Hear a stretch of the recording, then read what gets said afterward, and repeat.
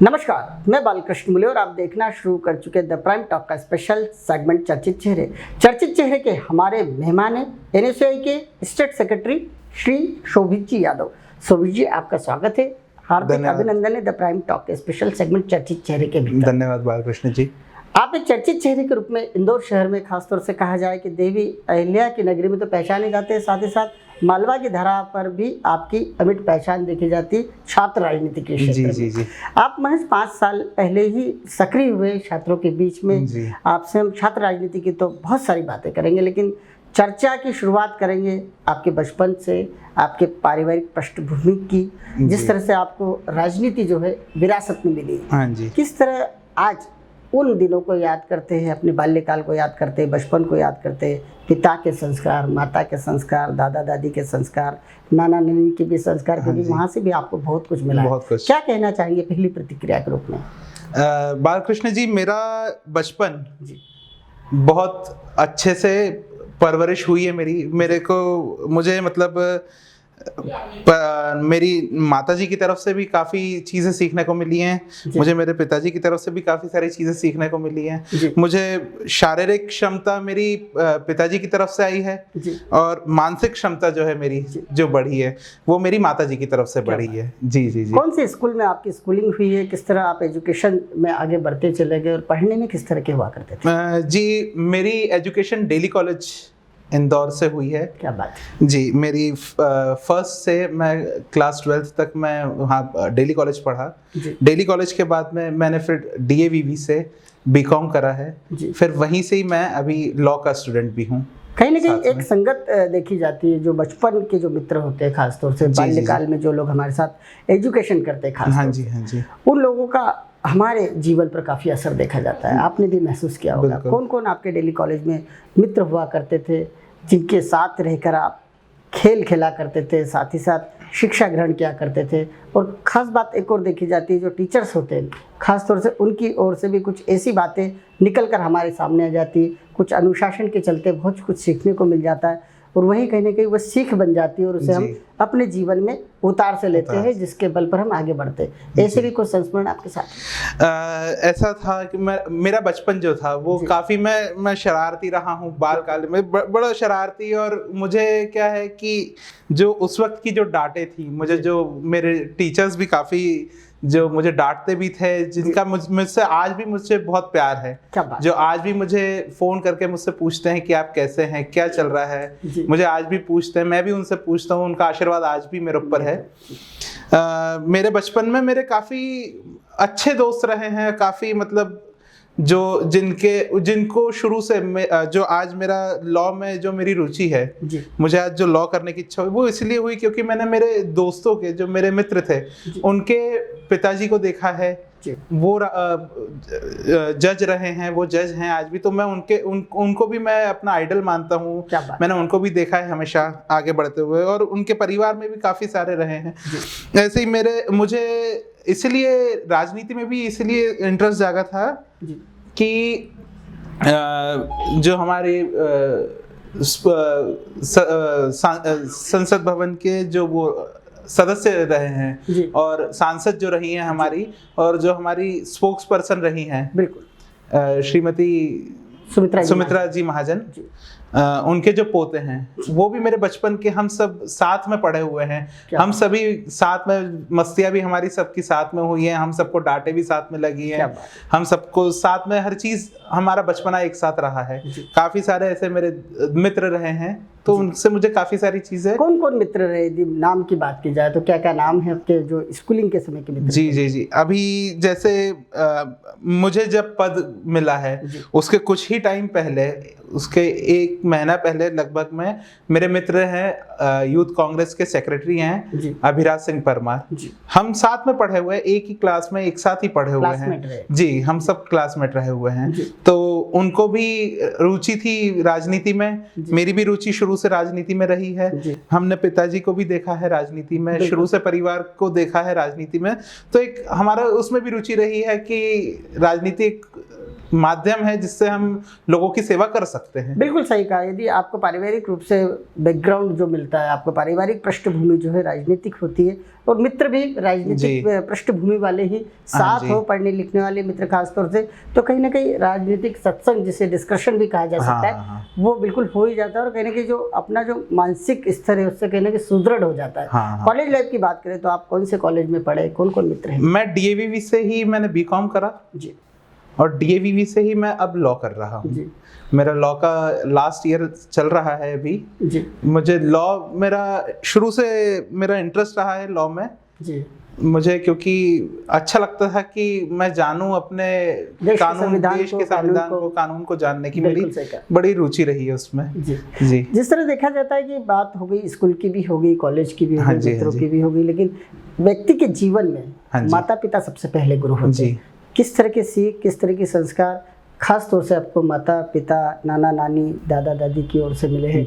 क्या वो सीख है जो आप अपने जीवन में पूरी तरह से उतार चुके हैं? जी, मुझे सबसे पहले तो मेरे जो पूज्य पिताजी हैं जी, श्री बंते यादव जी, उनको शहर में, प्रदेश में लोग बंते पहलवान के नाम से जानते हैं। कुश्ती के बड़े खिलाड़ी रहे हैं। उन्होंने 19 साल की उम्र में विक्रम अवार्ड उनको मिला है। ये भी ऐतिहासिक घटनाक्रम कहा जा सकता है। बिल्कुल सही कहा। पुलिस की उनको जॉब मिली है, पुलिस में वो रह चुके हैं जी। उनको खेल कोटे से उनको पुलिस के भी उनको मिल चुकी है। वो उनका ये था कि बंध के कभी जीवन में कोई काम नहीं करना है। जीवन में कोई सा भी काम बंध के नहीं करना है, उसको एक अलग तरीके से, एक अलग लेवल पर ले जाकर काम करना है जी।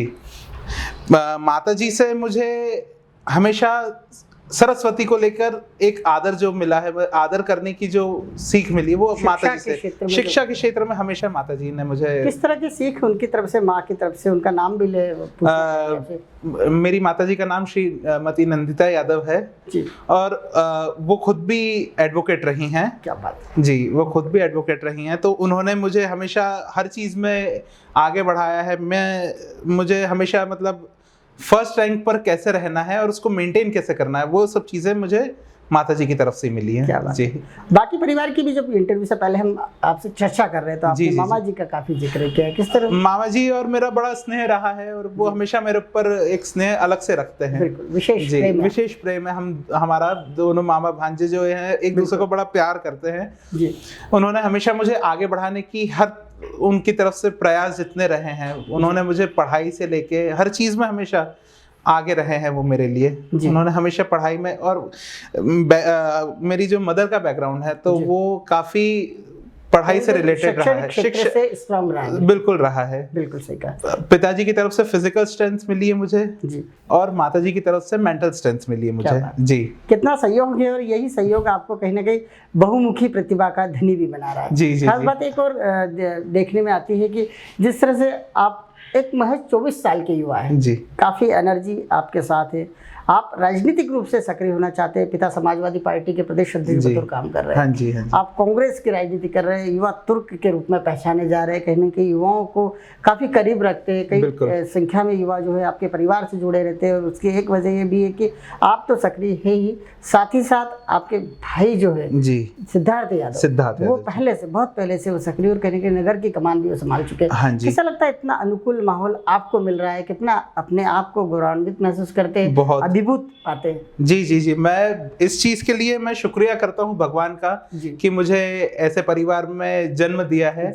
कुछ जो मुझे उम्मीद न थी, मतलब जो जीवन में मुझे मिला है, मुझे काफ़ी सारी चीज़ें भैया से सीखने को मिलती हैं आज भी, मुझे पापा से सीखने को मिलती हैं, मुझे मम्मी से सीखने को मिलती है, मुझे परिवार के काफ़ी लोगों से सीखने को मिलती है, जो आज उन्होंने जो जीवन में गलतियां करी वो उससे मुझे बताते हैं कि ये गलतियां अपने को जीवन में आगे नहीं करना है, और जो उन्होंने अच्छे काम करे हैं उसको आगे बढ़ाना कैसे, वो भी वो मुझे बताते हैं। क्या बात है। फुल फ्लैश आपके जो कॉन्सेप्ट जो है ना, कहीं ना कहीं आपको कहते हैं ना कि खुद ठोकर खा के ठाकुर बनने से अच्छा है दूसरे के अनुभवों को आत्मसात कर लिया जाए। और यही कारण है कि आपके पिता में एक गुण देखा जाता है, वो आपसे बेहद प्रेम करते हैं, कहने कि आपको बहुत आगे तक ले जाना चाहते हैं। जब भी मेरी उनसे बात होती है तो कहीं ना कहीं बात यही होती है कि कहीं ना कहीं शोभित को आगे इतना ले जाया जाए, और आप में वो योग्यता कूट कूट के भरी हुई है, लेकिन एक पिता का दिल होता है, वो बार बार एक ही बात चाहता है कि नहीं, मैं जैसा सटल हूँ, कहीं ना कहीं मेरे बच्चे भी वो जो चाहते हैं, वो जो मुकाम चाहते हैं, वो पास ही जाए।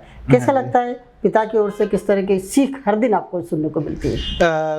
बालकृष्ण जी, ऐसा है कि हम भाई बहन जितने हैं उनमें से सब जो है, तो हम चारों पांचों में बड़ा स्नेह है जी, और मैं सबसे छोटा हूँ उनमें, तो मुझे एक अलग लगाव मिला है, एक अलग प्रेम मिलता है। सबसे छोटे होने के नाते मुझे जी सबसे लाडला हूँ, तो उसके साथ में मुझे डांट भी उतनी मिलती है, अगर गलती होती है मुझे सिखाया भी उतना ही जाता है, क्योंकि मेरे ऊपर काफी लोग हैं जो मुझे बिल्कुल हमेशा हीरे के जैसे तराशने में लगे रहते हैं, और आपको कारीगर भी मिले 6 से 8। हाँ जी, यही कहीं ना कहीं आप इतने पॉलिश होते जा रहे हैं। भाई बहनों की बातें करना चाहेंगे, क्या क्या नाम है, किस किस फील्ड में?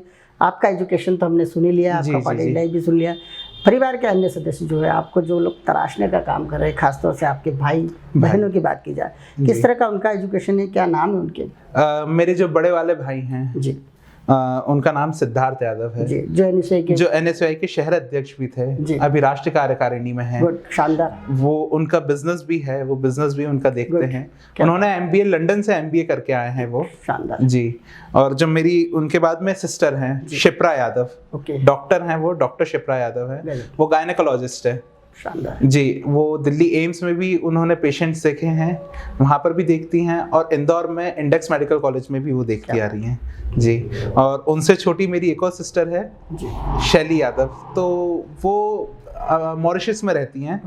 वो वहाँ पर उनकी जॉब है, वो इंश्योरेंस लाइन में, LIC लाइन में, जो इंडिया में उन्होंने LIC में जॉब करी है, और मॉरिशस में वो मॉरिशस की कंपनी में वहाँ पर जॉब कर रही हैं। बिल्कुल जी।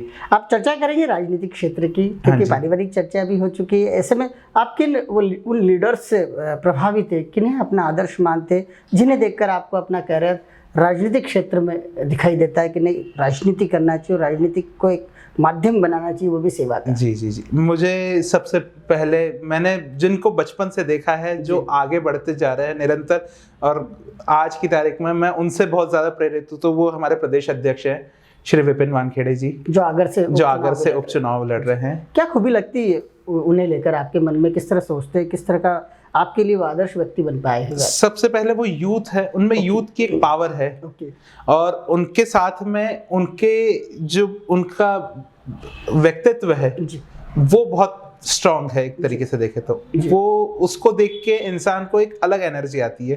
उनको देख के ऐसा लगता है कि हाँ, ये नेता है हमारा, ये हमारी बात को, जो सूझबूझ समझ, जो हमारी बात को आगे लेकर जाएगा, जिसको देखकर ऐसा लगे कि हाँ, ये ताकत आई है हम में, कि हम इस व्यक्ति को अगर हम चुनते हैं तो वो हमारी बात को आगे रखेगा। बिल्कुल सही। जो हमारी समस्याएं हैं वो ये सुनेगा। वो व्यक्ति, उनमें वो व्यक्तित्व पूरा दिखता है, उनमें उस चीज की झलक दिखती है, इसीलिए मैं उनको अपना आदर्श मानता हूँ। क्या बात है, आपके आदर्श भी वाकई जो जिन्हें आपने आदर्श बनाया, मुझे लगता है कई युवाओं के आदर्श है। कहीं ना कहीं उनके कदमों पे उनका जो लहजा है वो आपके भीतर भी कहीं ना कहीं मुझे सुनने और देखने को मिल रहा है। इतना गंभीरता, इतना स्थिर भाव, इतना अनुशासित रहना, मुझे लगता है विपिन वानखेड़े भी वही शख्सियत है जो कि कहीं ना कहीं अनुशासन के साथ में अपना काम करते हैं। बिल्कुल बिल्कुल, वही बात आपके भीतर भी दिखी रहती है। कितने छात्र छात्राओं से प्रतिदिन आपकी मुलाकात होती है? किस तरह की यूनिवर्सिटी से जुड़ी समस्याएं या फिर अलग अलग कॉलेजों से जुड़ी समस्याएं छात्र छात्राएं आपके पास लेकर आते हैं? जी बालकृष्ण जी, मुझे पूरे प्रदेश से फोन आते हैं। मुझे हर यूनिवर्सिटी से फोन आते हैं किसी भी कार्य को लेकर। छात्रों को रैगिंग से परेशान है छात्र, आज काफ़ी छात्र परेशान हैं। ये लॉकडाउन के पहले में मुझे रैगिंग के काफ़ी फ़ोन आते थे कि हमारी रैगिंग हो रही है, बच्चों को परेशान किया जाता था, सीनियर्स परेशान करते थे बच्चों को, उस चीज़ के लिए मुझे फ़ोन आते थे। लॉकडाउन के बाद में मुझे जो बच्चों के ऊपर फीस का दबाव डाला गया है, बहुत बड़ी बात, बहुत परेशान बच्चे फ़ोन करते हैं कि हमारे लिए कुछ हो सकता है, आप हमारी आवाज उठाइए, आप हमारे लिए कुछ करिए। हम उसी कोशिश में हैं। जो ये संस्थाएं जो हैं, शैक्षिक संस्थाएं जितनी हैं, इन्होंने जो दबाव बनाया है बच्चों के ऊपर, वो जो है उसके लिए मुझे निरंतर फोन आते हैं। गरीब बच्चे हैं जो नहीं कर पा रहे हैं थी, उसके लिए मुझे फोन आते रहते हैं। मुझे कम से कम दिन भर में। किस तरह समस्याओं को सुलझाने के लिए आपके द्वारा प्रयास होते हैं? मैं उसकी जो हमारे अध्यक्ष हैं, शहर अध्यक्ष हैं, उस जिले के जो अध्यक्ष हैं, मैं उनसे चर्चा करता हूँ क्या हो सकता है, बच्चों के ऊपर दबाव न बने उस चीज़ के लिए क्या कर सकते हैं। मुझे जिस भी उस चीज़ के लिए जाना पड़े मैं हर चीज़ करने के लिए राजी हूँ। मुझे लगता है कि बातचीत होकर उस चीज़ का निराकरण हो सकता है, मुझे लगता है प्रदर्शन होगा, मुझे लगता है सरकार पर दबाव बनाया जाएगा तो हो सकता है। मैं हर चीज करता हूँ बिल्कुल उसके लिए। जी, राजनीति के अलावा आपकी सोशल लाइफ भी देखी जाती है, किस तरह एक्टिव है, क्या क्या काम करते हैं? सोशल लाइफ में मैं काफ़ी सारे मैंने मतलब आपको बताऊं तो मेरा इंटरेस्ट शुरू से हम परिवार वाले जितने भी व्यक्ति हैं तो जितने भी हम लोगों के जन्मदिन आते हैं, हम लोग जो भी होता है हमारे घर में कार्यक्रम, हम सबसे पहले जो होता है कि हम जो हमारे आसपास के जो लोग हैं, जो व्यक्ति जो गरीब हैं, जिनकी व्यवस्था नहीं है, जिनके पास में किसी चीज़ की, हम उनको अपने साथ में कैसे लेकर चल सकते हैं, हम उस पर पहले फोकस करते हैं। जी, हमारे घर के पास में ही मानसिक चिकित्सालय है।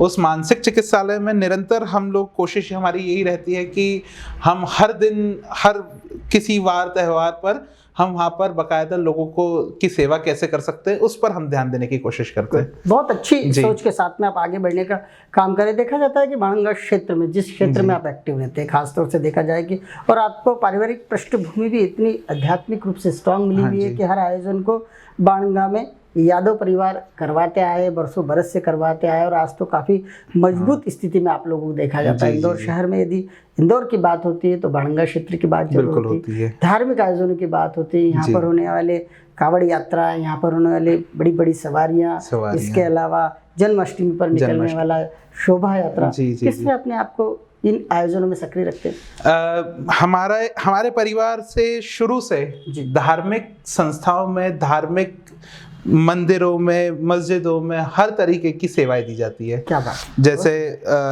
हमारे वहाँ पर बाणेश्वर महादेव जी की जो यात्रा निकलती है बाणेश्वर कुंड से, बिल्कुल सही कहा, हमारे परिवार से आज वो 15-20 साल हो गए हैं उस चीज को लगातार चलते हुए। जी, और उसका जो बाणेश्वर कुंड है उसका जो जीर्णोद्धार हमारे दादाश्री जो थे रामलाल यादव भल्लू भैया जो विधायक थे जी, उन्होंने जो जीर्णोद्धार उसका करा है जी। हम आज भी उसको देखते हैं। बाणगंगा में एक स्थान है ऐसा जिसको देखने लायक जगह है, वो काफी प्रसिद्ध स्थान है, काफी प्रसिद्ध है, भी जुड़ा हुआ है। कहीं कहा भी जाता है कि राम जी भी वहाँ आए थे। हाँ जी, बिल्कुल बिल्कुल। और उसके बाद में जन्माष्टमी पर निकलने वाली जो यात्रा रहती है उसमें हमारी तरफ से जो हो सकती है मदद हम बाकायदा करने की कोशिश करते आए हैं। क्या यादव समाज में भी आप सक्रिय भूमिका निभाने का आगे कोई आपका योजना है? जी जी जी, बिल्कुल है, बिल्कुल है। समाज में होने वाले जो कार्यक्रम हैं उसमें मेरी यही कोशिश रहेगी कि मैं उस चीज़ को कैसे आगे ले जाऊं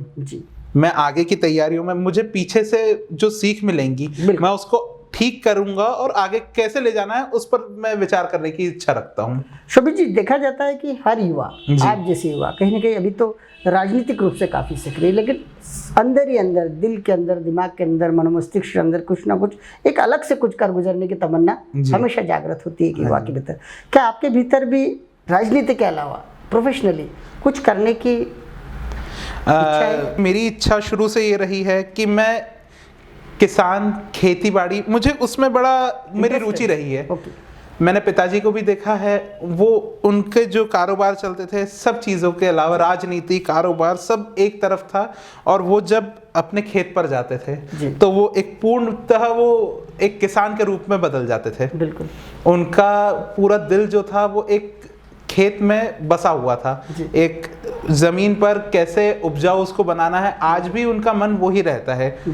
आज अभी वो पिछले 15 दिन से वो खेत पर इसी चीज़ में लगे हुए हैं कि सोयाबीन जो नष्ट हो चुकी है उसको कैसे हटाया जाए, कैसे उस पर नई फसल की तैयारी करी जाए।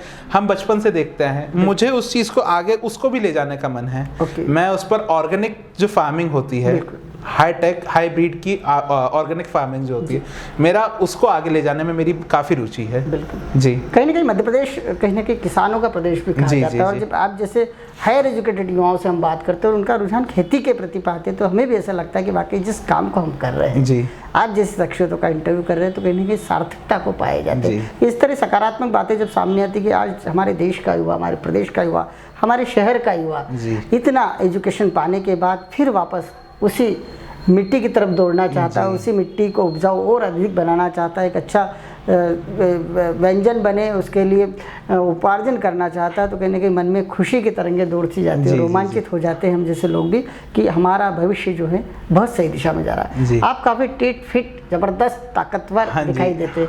किस तरह के गेम है? हालांकि ये बात सही है कि आपकी जो पारिवारिक पृष्ठभूमि है वो तो काफ़ी खेलों से इतनी जुड़ी हुई है, क्यों कहें कि खेल का ही खून आपके भीतर, खास तौर से लाल मिट्टी का लाल ब्लड आपके भीतर दौड़ता है। कितना खेलों के प्रति अपने आप को समर्पित रखते हैं, अपने आप को टिट फिट रखने की कोशिश करते हैं? कौन कौन से खेल आपको पसंद है? ये बहुत अच्छा प्रश्न पूछा बालकृष्ण जी। इसमें हमारे, मैं ये बताऊंगा आपको, हमारा पूरा कुनबा जितना है बाणगंगा के खून में, बाणगंगा में पैदा हुए व्यक्ति जो यादव हैं या बाणगंगा में अन्य व्यक्ति भी, उनके अंदर पहलवानी करने का एक शौक, एक जुनून बचपन से पैदा हो जाता है, बनता है। जी बिल्कुल, वो बचपन से एक उनमें रहता है कि पहलवानी करना एक, मतलब जैसे व्यक्ति के लिए जितना खाना खाना जरूरी है उतना ही लाल मिट्टी में उतना उतरना भी जरूरी है। बिल्कुल जी, हम वो देखते आए हैं बचपन से, इसीलिए हमारे को शुरू से हमारे को बचपन में हम छोटे थे जब हमको लंगोट पहना के हमको लाल मिट्टी में उतार दिया जाता था। हमसे घी डलवा कर हमसे मिट्टी की सिंचाई करवाई जाती थी, हमें छाछ से मिट्टी की सिंचाई करवाई जाती थी, हमने मिट्टी खोदी है, हमने मिट्टी उड़ेली है पूरी। बिल्कुल, हमने बचपन से, हमने आज गद्दे का माहौल है कि मैट पर आज गद्दों पर होती है कुश्ती जी, हमने बचपन से मिट्टी में लड़ी है। उसके बाद में स्कूल में, डेली कॉलेज में हम लोगों को, मेरे जो मित्र थे उनके साथ में रहकर मेरा इंटरेस्ट जो था वो थोड़ा फुटबॉल की तरफ बढ़ गया था। बिल्कुल, मैंने फुटबॉल भी खेला, मैंने स्कूल की तरफ से स्टेट में भी खेला है। क्या बात है जी। उसके बाद में फिर मौका ऐसा मिल नहीं पाया जी, मैंने उस चीज़ को आगे लेकर जा पाता। मैंने उसके बाद में, क्योंकि मैं बाहर चला गया था कुछ टाइम के लिए, तो उसके बाद में हो नहीं पाई वो चीज़ें। आज अपने आप को फिट रखने के लिए किस तरह के प्रयास करते हैं? मुझे आज साइकिलिंग करने का बड़ा शौक है। क्या बात? जी, मैं अभी भी रेगुलर मैं साइकिलिंग करने के लिए मैं रोज़ कम से कम 10 किलोमीटर 12 किलोमीटर मैं साइकिलिंग करता हूँ मॉर्निंग में। जी, कहीं ना कहीं आज के युवा से जब चर्चा करो तो व्यक्ति एनर्जी से भर सा उठता है, और कहीं ना कहीं मैं भी शोभित जी से चर्चा करने के बाद में, एक उनका इंट्रोडक्शन इंटरव्यू करने के बाद में अपने आप को युवा जैसा पा रहा हूँ। मेरे भीतर भी कहीं ना कहीं एक एनर्जी अधिक रूप से दौड़ने लगी। शोभित जी, द प्राइम टॉक के स्पेशल सेगमेंट चर्चित चेहरे का आप हिस्सा बने, आपका बहुत बहुत धन्यवाद। आप इसी तरह आगे बढ़ते रहे, दीर्घायु रहे, और आप हर मुकाम को छुए जिसे आप छूना चाहते हैं, क्योंकि आपका कार्य, आपसे जो चर्चा हमने अभी तक की, उससे ऐसा लगता है कि वाकई आप ओरिजिनल पहलवान जो बनते यादव जी है, उनके बिल्कुल बेटे निस्वार्थ भाव से काम करना चाहते हैं, जनसेवा करना चाहते हैं, और हर मुकाम को पाना चाहते हैं, और अपनी मिट्टी से भी जुड़े रहना चाहते हैं। आपको हमारी ओर से बहुत बहुत शुभकामनाएं। नमस्कार। धन्यवाद। धन्यवाद।